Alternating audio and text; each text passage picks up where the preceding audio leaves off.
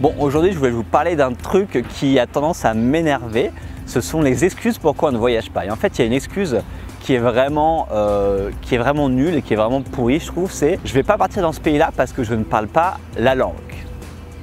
Donc voilà, vous décidez de ne pas aller en Argentine parce que vous ne parlez pas espagnol, vous dites ah bah non, je ne vais pas pouvoir communiquer avec les gens, je ne vais pas pouvoir m'en sortir, etc., etc. Et en fait, cette excuse de je ne parle pas la langue, je pense que c'est l'excuse la plus pourrie qui existe et qui vous empêche de voyager. Pourrie pourquoi? Tout d'abord, en fait, si vous parlez un petit peu d'anglais, donc logiquement que vous allez dans votre éducation primaire et secondaire ou voire supérieure, vous avez appris un peu d'anglais. Logiquement, avec cette base d'anglais-là, vous pouvez communiquer ou baragouiner des choses en anglais avec plein de monde. Et on se rend compte qu'en voyageant que tu trouveras toujours quelqu'un qui parle un petit peu anglais.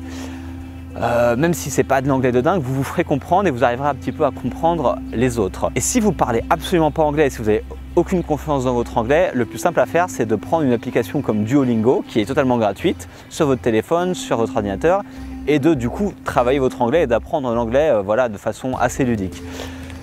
Donc voilà, la première raison, c'est vraiment l'anglais est parlé vraiment dans beaucoup d'endroits du monde et ça suffit dans bien souvent des cas, ça si vous rentrez dans des endroits plus ou moins touristiques ou si vous n'allez pas vous perdre dans des villages avec 10 Pékins au fond de l'Indonésie ou en Chine, vous devrez arriver à vous sortir avec un petit peu d'anglais.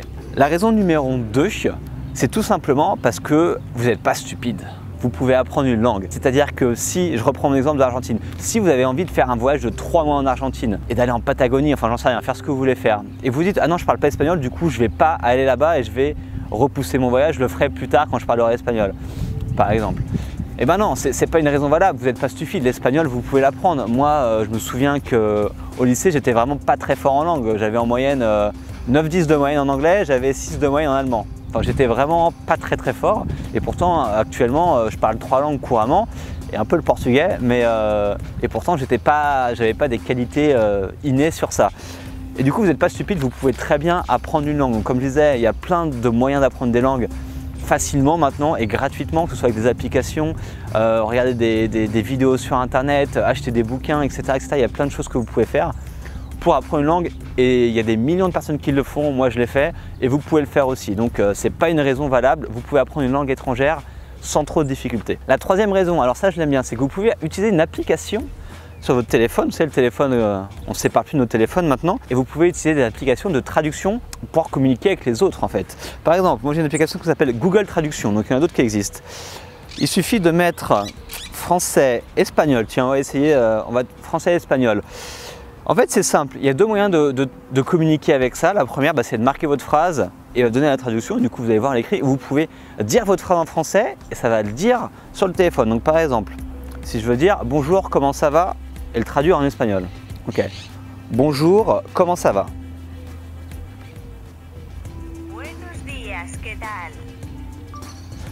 En gros, je dis « Bonjour, comment ça va ?» et il m'a dit « Buenos días, ¿qué tal ?» Et donc, du coup, vous pouvez très bien communiquer avec les gens directement, vous parlez dans votre téléphone et vous leur faites écouter ou vous leur montrez et vous allez voir ce que ça donne. Et du coup, vous allez pouvoir comprendre les gens, ils vont pouvoir vous comprendre, etc. Donc, la technologie, ça a aussi du bon et vous pouvez utiliser votre téléphone au fin fond de la Chine rurale et peut-être que ça va marcher, vous pourrez parler avec des gens. L'autre raison, c'est que vous pouvez parler avec vos mains. Je veux dire, on n'est pas...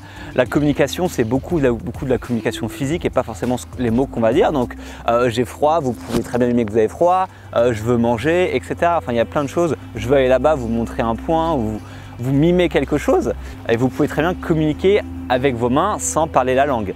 Donc ça c'est quelque chose que vous pouvez faire assez facilement. Et le dernier truc que j'aime bien faire aussi quand je vais dans des pays justement où les langues sont un peu plus compliquées, c'est en fait avant de partir de me faire prendre un bloc-notes et je marque toutes les phrases que j'aimerais dire aux gens. Donc bonjour, comment ça va, merci, est-ce que je peux, comment je peux aller là, ou je veux, après je peux le montrer.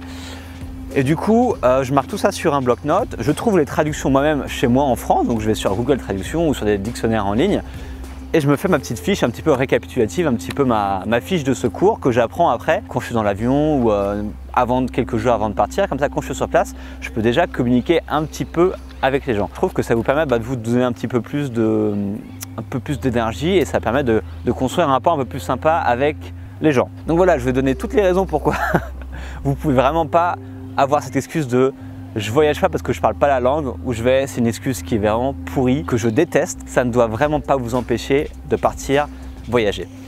Et du coup, en fait, j'ai fait un atelier récemment qui s'appelle Voyager du rêve à la réalité et où j'ai un module complet en fait dédié aux peurs qui vous empêchent de voyager. Donc, ne pas parler la langue, par exemple, c'est une peur qu'on a parfois.